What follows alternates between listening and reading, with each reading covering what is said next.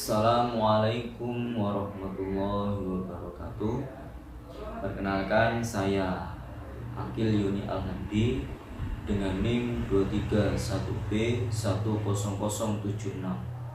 Jadi adanya saya di sini yaitu untuk mempresentasikan atau memaparkan tentang teori kepribadian dari salah satu tokoh yaitu Carl Rogers. Kemudian langsung saja untuk yang pertama, sebelum kita memasuki materi tentang teori kepribadian, kita sedikit mengenal terlebih dahulu biografi dari Carl Rogers. Yaitu Carl Rogers ini mempunyai nama lengkap yaitu Carl Ransom Rogers. Beliau lahir di tanggal 8 Januari tahun 1902 di Old Park, Illinois, Amerika Serikat. Dia adalah putra keempat dari 6 bersaudara dari pasangan suami istri Walter dan Julian Catherine Rogers. Pada awal pendidikannya, Carl Rogers ini menekuni di dalam pendidikan bidang agrikultur dan sejarah. Namun di tahun 1982, Carl Rogers mulai menekuni bidang psikologi. Bahkan sempat di tahun 1946 sampai dengan 1947, Carl Rogers pernah menjabat sebagai presiden dari American Psychological Association, yaitu di tahun 1946 sampai dengan 1947. Lalu dia wafat pada tahun 1987 dikarenakan terkena penyakit serangan jantung. Inilah biografi singkat tentang Carl Rogers. Jadi untuk yang berikutnya kita masuki bab yang kedua, yaitu pendekatan Rogers di dalam kepribadian. Yang pertama yaitu client-centered theory. Jadi di teori ini menekankan perlunya sikap saling menghargai dan tanpa prasangka antara klien dan seorang terapis di dalam membantu klien mengatasi masalah. Jadi Rogers meyakini bahwa sebenarnya klien ini sudah punya jawaban untuk permasalahan yang dihadapinya. Jadi tugas seorang terapis adalah membimbing gimana seorang klien untuk menemukan jawaban yang tepat, jawaban yang benar di dalam menyelesaikan proses permasalahan. Nah, dari teori tersebut kemudian dikembangkan dan juga diaplikasikan dalam sebuah metode terapi yang menempatkan tanggung jawab utama terhadap perubahan kepribadian kepada klien, bukan kepada ahli terapis. Maka disebut sebagai terapi yang berpusat pada klien atau disebut sebagai client-centered therapy. Istilah client-centered therapy ini untuk merujuk pada terapi yang dilakukan oleh Rogers. Jadi istilah client-centered therapy ini ditujukan untuk merujuk terapi yang dilakukan oleh Rogers. Sedangkan istilah yang lebih luas untuk merujuk pada teori kepribadian Rogers adalah berpusat pada pribadi atau disebut dengan person-centered. Jadi untuk yang berikutnya kita membahas tentang dinamika kepribadian. Jadi yang pertama, dinamika dari kepribadian yaitu ada self concept, yang mana konsep diri itu meliputi seluruh aspek di dalam keberadaan dan pengalaman seseorang yang disadari oleh individu tersebut, walaupun tidak selalu akurat. Namun kesadaran batin yang tetap mengenai pengalaman yang berhubungan dengan aku dan yang membedakan dengan aku. Konsep diri yang sudah terbangun tidak mungkin tidak mendapatkan suatu hasil. Namun memang karena konsep diri ini membutuhkan sesuatu yang lebih lama sehingga terasa agak lebih sulit. Kemudian yang berikutnya yaitu ada positive regard. Jadi positive regard ini memandang manusia secara utuh.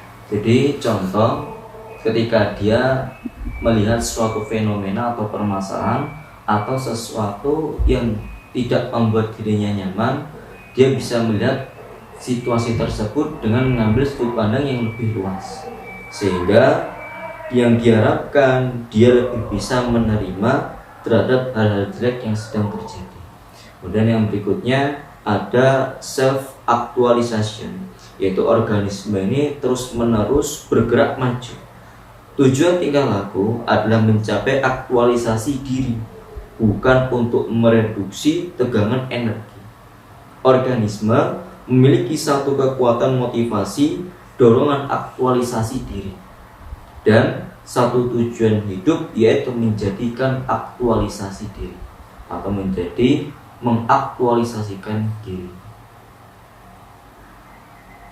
Kemudian yang berikutnya yaitu kita membahas tentang perkembangan kepribadian menurut Carl Rogers. Yang pertama yaitu ada fully functioning person. Jadi fully functioning person ini adalah individu yang memakai kapasitas dan bakatnya, dan dia juga bisa merealisasikan potensinya dan bergerak menuju pemahaman yang lengkap mengenai diri dan seluruh pengalaman.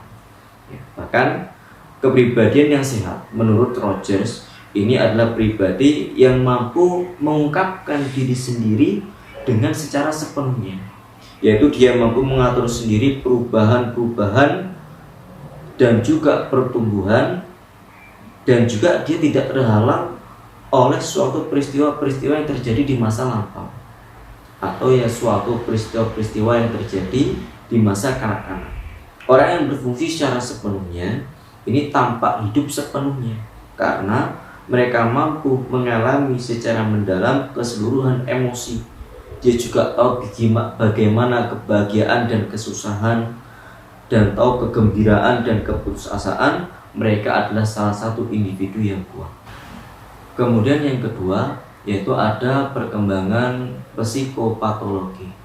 Perkembangan psikopatologi yaitu adalah individu sehat yang akan menyadari pengalaman dan ekspresi perasaannya, dan juga dia memiliki keberanian untuk akrab dengan resikonya. Orang yang maladjustment tidak menyadari perasaan yang diekspresikan atau perasaan yang ditangkap dengan jelas oleh orang lain. Mereka juga tidak menyadari pernyataan yang bertentangan dengan dirinya dan berusaha menolak ekspresinya yang dapat mengungkapkan hal itu. Kemudian yang berikutnya ada aspek-aspek orang yang berfungsi secara sepenuhnya menurut Carl Rogers, yaitu yang pertama keterbukaan pada pengalaman. Jadi kepribadian ini adalah fleksibel, tidak hanya mau menerima pengalaman-pengalaman yang diberikan oleh kehidupan, akan tetapi dia juga dapat menggunakannya dalam membuka kesempatan persepsi dan ungkapan-ungkapan yang baru. Kemudian yang kedua yaitu aspek kehidupan eksistensial. Jadi orang yang berfungsi secara sepenuhnya ini dapat menyesuaikan diri karena struktur diri ini terus-menerus terbuka kepada pengalaman-pengalaman yang baru. Hidup sepenuhnya dalam setiap momen kehidupan. Lalu yang berikutnya atau yang nomor 3, jadi aspek-aspek orang yang berfungsi secara sepenuhnya yaitu termasuk kepercayaan terhadap organisme orang sendiri. Jadi orang yang berfungsi secara sepenuhnya dia dapat bertindak menurut impuls-impuls yang timbul seketika dan intuitif. Kemudian yang nomor 4 yaitu memiliki perasaan yang bebas.